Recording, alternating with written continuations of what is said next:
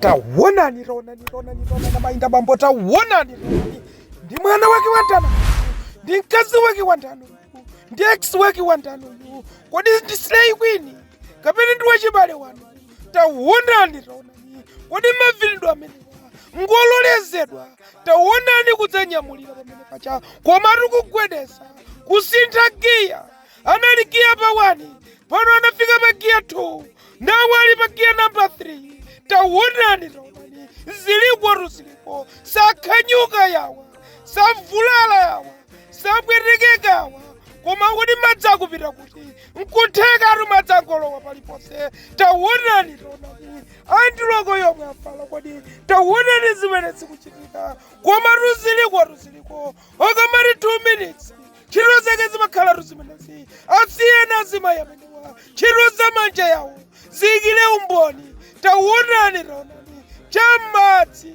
Bwanji kwani chinthu chikakhala madzi. Nthawi zonse. Chimachenjemera bwino. Taonani. Even bango la madzi. Simasewera. Kunjanja kwake ndikomweku. Koma taonani.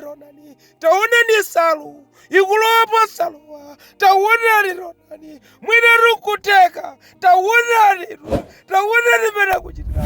Mbali mmodzi. Lilongwe nsusu.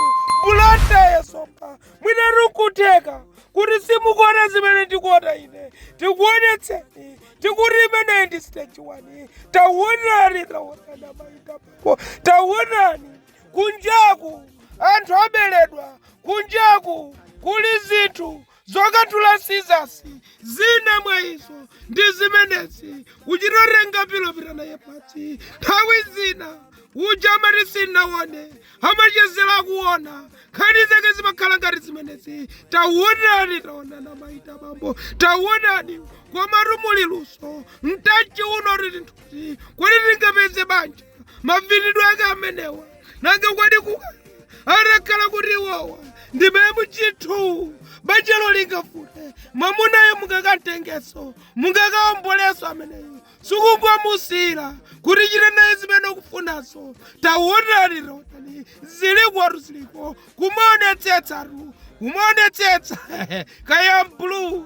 Kaya wallet. Kaya chani. Kumaona mbali zonse. Mudzamisa zinthu.